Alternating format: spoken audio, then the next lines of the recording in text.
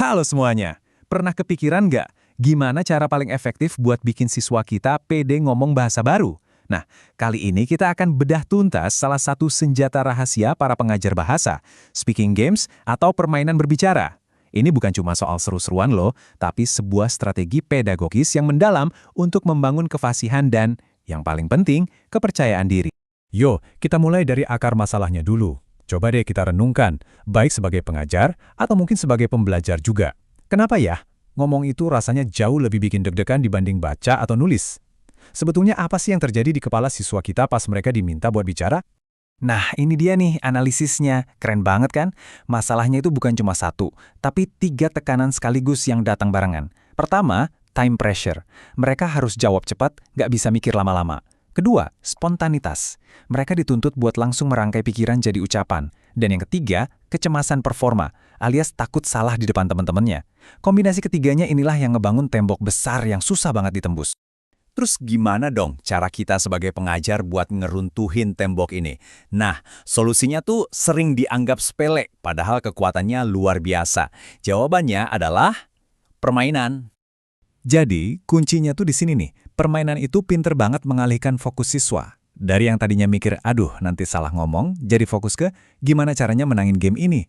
Nah, proses ini secara efektif bisa menurunkan sesuatu yang disebut filter afektif. Ini konsep penting banget dari teori pemerolehan bahasa kedua Stephen Krashen, yang intinya bilang kalau rasa cemas itu bisa ngeblok informasi bahasa masuk ke otak. Dengan nurunin filter ini, kelas kita berubah jadi laboratorium komunikasi yang aman, di mana salah itu bukan aib, tapi bagian dari belajar. Oke, teorinya udah dapat ya.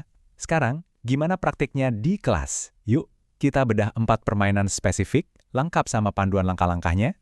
Kita bakal lihat 4 permainan keren ini. Hilang ingatan buat ngelatih logika bertanya, pesan berantai buat ngasah kuping dan pelafalan, komplain buat latihan ngobrol di situasi nyata, dan mendeskripsikan dan menebak buat bikin kosakata makin kaya. Masing-masing punya targetnya sendiri-sendiri. Oke, kita mulai dari yang pertama, hilang ingatan. Tujuan utamanya adalah melatih siswa bikin pertanyaan ya tidak yang efektif. Jadi mereka belajar mikir deduktif buat nebak sebuah identitas. Dan yang keren, persiapannya gampang banget. Cuma butuh kartu identitas tokoh atau profesi. Simple, tapi ngena. Nah, alurnya juga udah jelas banget nih. Ada 4 tahap. Persiapan, di mana tiap siswa dapat identitas rahasia. Terus, ini yang penting banget. Pemodelan. Gurunya ngasih contoh dulu gimana cara nanya yang efektif. Baru deh masuk ke pelaksanaan, di mana siswa saling tanya jawab. Dan yang terakhir, ini nih kuncinya. Tahap refleksi. Di sini kita bahas bareng-bareng. Strategi nanya kayak gimana sih yang paling cepat nemuin jawaban. Lanjut ke game kedua, ini game klasik banget, pesan berantai. Fokusnya di sini beda lagi, yaitu ke kesadaran fonologis. Permainan ini tuh kayak laboratorium mini buat nunjukin betapa pentingnya ngomong yang jelas dan dengerin yang benar dalam komunikasi sehari-hari.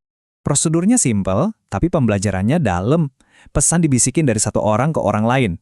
Nah, puncaknya itu pas pesan terakhir diucapin keras-keras, terus dibandingin sama pesan aslinya. Disinilah momen ahanya muncul, kok pesannya bisa berubah ya? Apa karena salah lafal? Ngomongnya kecepatan? Nah, diskusi setelahnya ini yang jadi analisis linguistik yang kaya banget buat siswa. Oke, game ketiga ini bikin kita naik level nih. Dari yang tadinya fokus ke akurasi kata, sekarang kita ke kecakapan pragmatis. Jadi bukan lagi soal apa yang kamu bilang, tapi gimana cara bilangnya dalam situasi sosial yang nyata. Tujuannya adalah ngelatih siswa buat negosiasi dengan sopan tapi tetap efektif. Gini cara kerjanya. Pertama, siapin skenario. Misalnya, dapat pesanan makanan yang salah di restoran. Terus, yang paling penting, kita kasih semacam pegangan atau scaffolding. Misalnya kita tulis di papan tulis, frase-frase kunci kayak, mohon maaf sepertinya ada sedikit masalah, atau terima kasih atas pengertiannya. Frase-frase ini ngebantu banget pas mereka main peran, sebelum akhirnya kita kasih umpan balik yang membangun. Dan yang terakhir, mendeskripsikan dan menebak. Game ini intinya buat ngelatih otak siswa biar lebih fleksibel cari kata-kata lain. Jadi mereka dipaksa pakai sinonim, analogi, atau deskripsi fungsi benda karena kata kuncinya dilarang sebut. Ini latihan yang bagus banget buat nambah kefasihan dan kecepatan ngakses kosakata. Ada 4 kunci biar game ini sukses. Pertama, aturan utamanya jelas, jangan sebut nama bendanya. Kedua, kasih batas waktu biar spontan. Ketiga, interaksi aktif. Penebak boleh nanya balik. Dan yang paling penting, nomor 4, refleksi bareng-bareng. Jadi kita nggak cuma main, tapi juga ngebahas, tadi cara deskripsiin yang paling efektif gimana ya? Oke, kita udah punya 4 alat yang keren. Pertanyaan berikutnya adalah, kapan kita pakai yang mana? Gimana cara milih game yang pas sama tujuan belajar kita hari itu? Nah, ini dia contekan jitunya. Matriks ini benar-benar ngebantu kita. Mau fokus melatih struktur kalimatannya dan logika? Pilih kali hilang ingatan. Perlu fokus ke pelafalan dan kejelasan? Jawabannya pesan berantai. Untuk negosiasi dan kemampuan sosial, pakai komplain. Dan kalau tujuannya bikin siswa makin lancar dan kaya kosakata, mendeskripsikan adalah pilihan terbaik. Sebagai penutup, yuk kita simpulkan apa aja sih kunci sukses buat kita, para fasilitator atau guru, waktu ngejalanin permainan ini. Soalnya, ide bagus tanpa eksekusi yang pas, ya percuma kan? Pokoknya, ingat aja 3 pilar ini. Pertama, persiapan harus matang. Media yang bagus itu fondasi aktivitas yang sukses.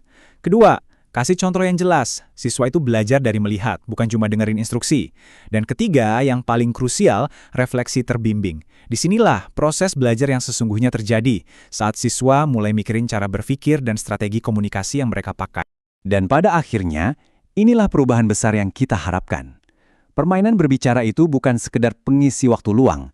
Ini adalah alat pedagogis yang kuat untuk mengubah rasa cemas menjadi semangat dan mengubah ruang kelas kita dari tempat belajar bahasa yang pasif menjadi sebuah arena komunikasi yang hidup, otentik, dan memberdayakan.